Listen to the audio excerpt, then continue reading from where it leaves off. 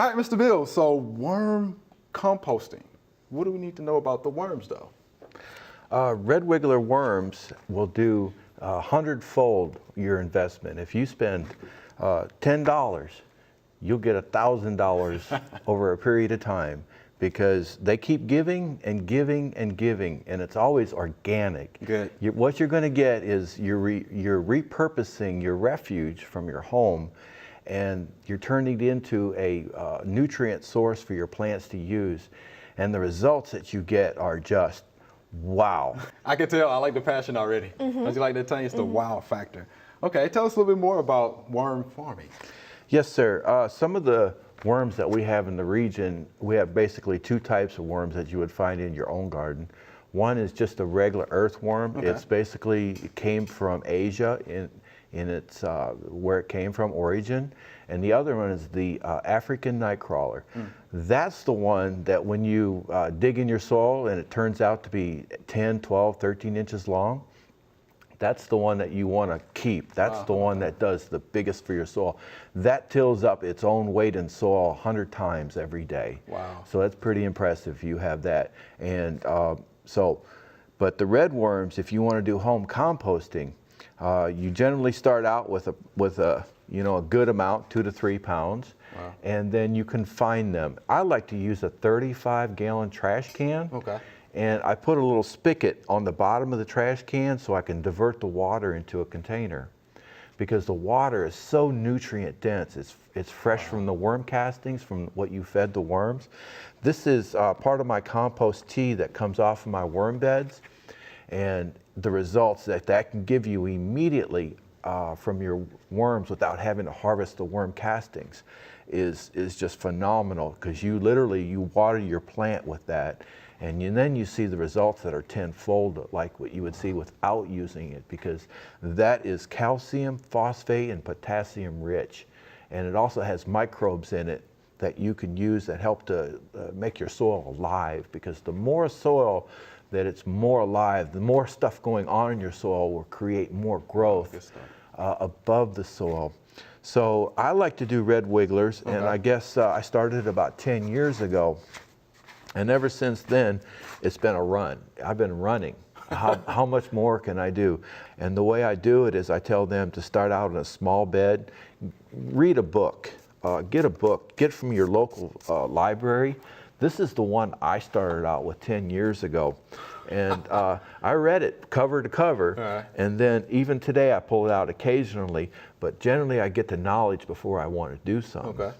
And then I started doing raised beds and with worms in them, and it just took off from there. And then I found out that when I started helping other people to do their worm beds, I told them, start out with just Cheerios. How about that, though? My goodness. Honey Nut Cheerios are the best way to start a worm bed. They're just so easy, and you could watch it as far as the worms eating it and seeing how they do. And you said this actually breaks down pretty easily in water. Yes, sir. Give it a couple minutes, a cup of water, and then put that on your bed. And of course, your bed should always have a covering on them. Okay. And most containers that come with lids, take the lids and throw them away. That's the number one failure. Most people put the lid on it, and the next day they come back and they tell me the worms are trying to crawl out.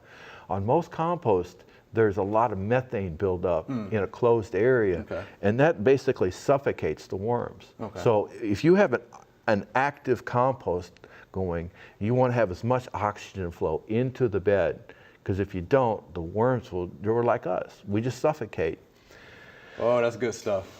Yes, yes, yes. And this is what everybody wants. It's called black gold. Black gold, yeah. This is nutrient rich, 100-fold for what normal clay soil could give you. Wow. And I was talking to Chris earlier about how to maintain a garden. If you got worms in your soil, you never have to till your soil. If you keep your soil covered with some type of covering, whether it be straw, whether it be paper, just so the rain won't hit it, because the rain is a compactor, it compacts your soil. Right.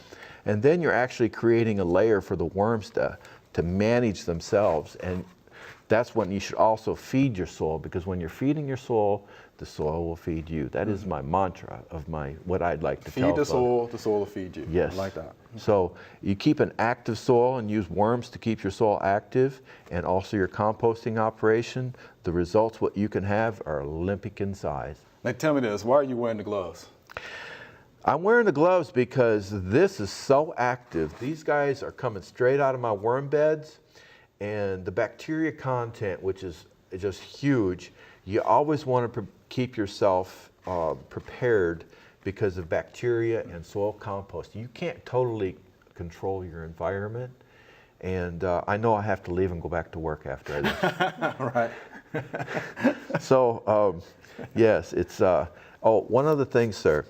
I've got a bottle of water, and I put a gummy bear in it, and I'm gonna let this sit for a day. I feed my worms vitamins, because I know that vitamin, it's really good stuff. And then it's gonna end up in my worm tea. That's good. And if you wanna take it to the next level, you can bubble this to increase the bacteria content and then you could feed that to your plant. The growth is spectacular. Well, tell me this. What else can the homeowner feed their worms outside of the Honey Nut Cheerios? Well, if you can imagine this, everything you would eat in their home, except for meat products and milk products, that's pretty much what you would give your worms, because the worms really survive on sugary substances. I think I stuck a half a watermelon in there that spoiled one time, and a week later, everything was gone except for the rind. Wow. So I just knew maybe I shouldn't put the rind in there. And I just didn't start putting rinds. Now, cantaloupe also, they're sugary items, and worms just go, they love it because it's sugar. They got a sweet tooth. They're just like people, just like me. Me too. I have a sweet tooth. Mr. Bill, Yes, sir. great information. Appreciate that.